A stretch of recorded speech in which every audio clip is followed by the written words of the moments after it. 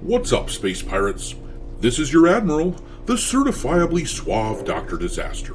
And it seems that south of midnight has just gone gold, and I know what most of you are thinking.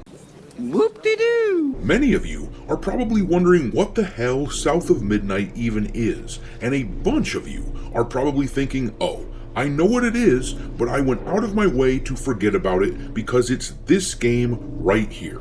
Another in a long string of video games from this era featuring the strong and empowered female character with zero sex appeal trope. You're ugly! The game is due to come out in 2 weeks, and people just aren't buying it, as it just broke into the top 1,000 bestsellers on Steam. All of this is noteworthy because this is just one more game that was consulted on by Sweet Baby Inc., which, of course, explains the look of the main character.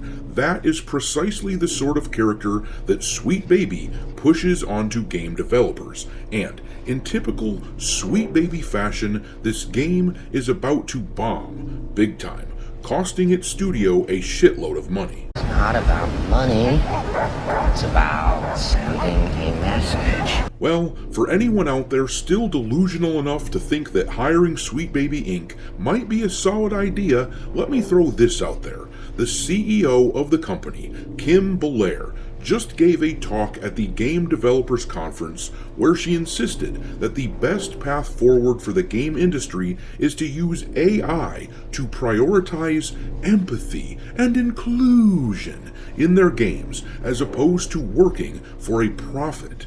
These people simply don't live in the same reality that the rest of us do. They have infiltrated corporations that have so much money that they thought they could just do whatever they wanted, shoving progressive crap into games, and there would be no consequences. Unfortunately for them, the money is indeed finite, which is why the industry has been so plagued with layoffs and shutdowns. But for someone like Kim Belair, who's gotten high on a culture of toxic positivity, well, she just doesn't get it, which is why their character in South of Midnight still looks like it could be a dude in a wig. If the lieutenant is indeed a woman, then my friend, she is suffering from the worst case of hemorrhoids I have ever seen!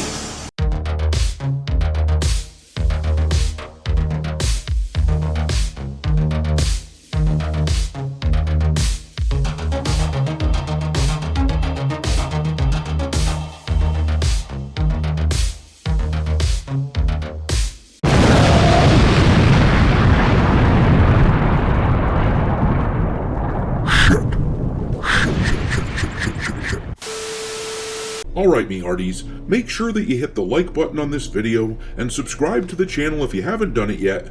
A lot of you have been doing that lately, which is why it is already time to ask the following question. How many assholes we got on this ship anyhow? Yo!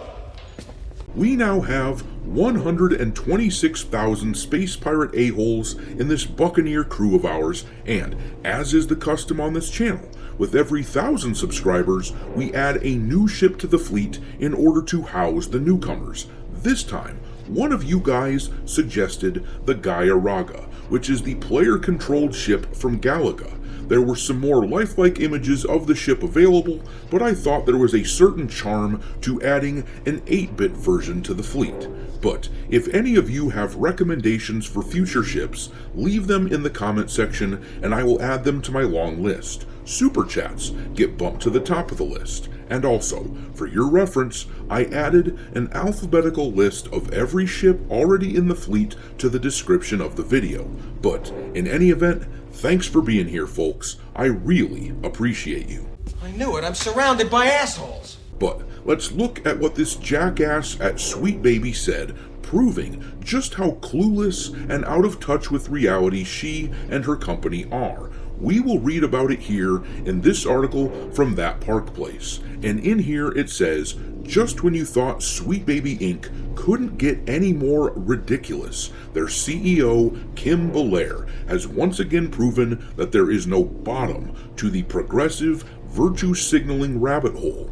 During GDC 2025, as pointed out on X by Master of the TDS of Gothic Therapy, often first to the plate when it comes to reporting on Belair and SBI, Belair delivered this doozy of a statement. There is, unfortunately, a lot of prioritization of shareholders and of money over the employees who make the games. We want to use AI to expand access and bring in more diverse voices, not replace them. Our focus is on storytelling, empathy, and inclusion, and AI should serve those goals, not undermine them.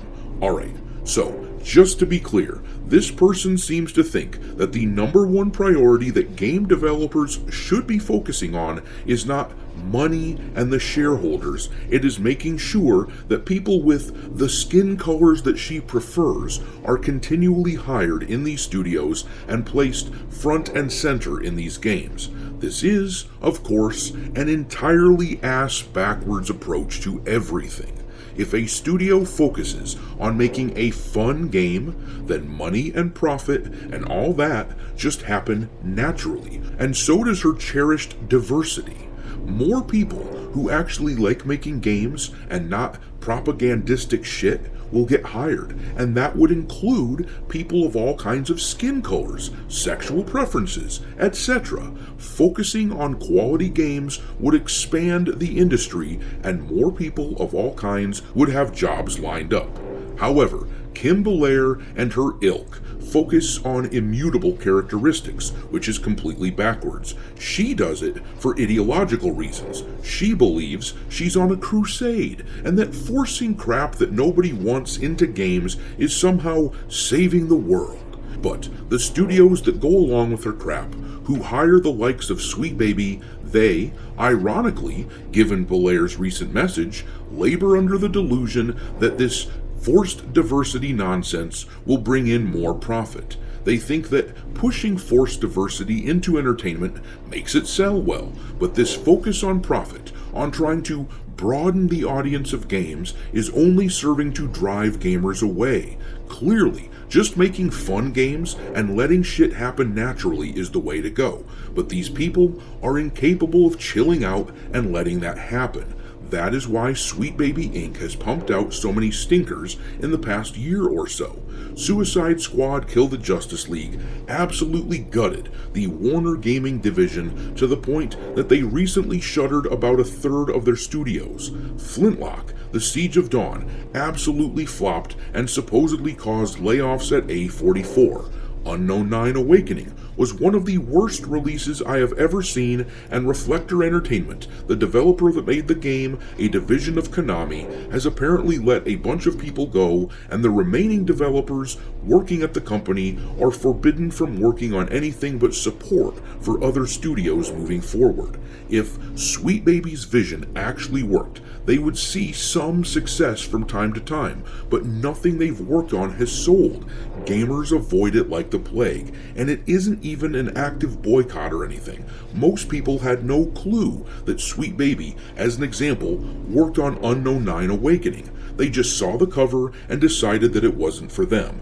Male gamers are the vast majority of gamers, and most of them are sick and tired of the girl boss trope in our games. We are rejecting this shit and just playing old games instead. Case in point, South of Midnight just put out another trailer on YouTube the other day, and it only received 10,000 views. That is pathetic, but we've checked out on games like this. For most gamers, our backlog is huge, so there's no chance that these people can outlast us. Ironically, if they were serious about bringing in more female gamers, they would stop pushing the strong women with no sex appeal main characters, because the modern audience that they're chasing after just doesn't work for them. Classic characters would bring more male gamers back to the fold, making the hobby more popular in general, therefore becoming more attractive to females. But what do I know? I'm just a professional noticer of things. But I'm gonna leave it there. Drop your contempt for Sweet Baby Inc. into the comment section below, and we will talk there. Thanks for watching, me hearties. If you haven't already, your Admiral is inviting you to subscribe to the channel and become a part of the crew. Life as a space pirate may not be glamorous, but there's always plenty of booty.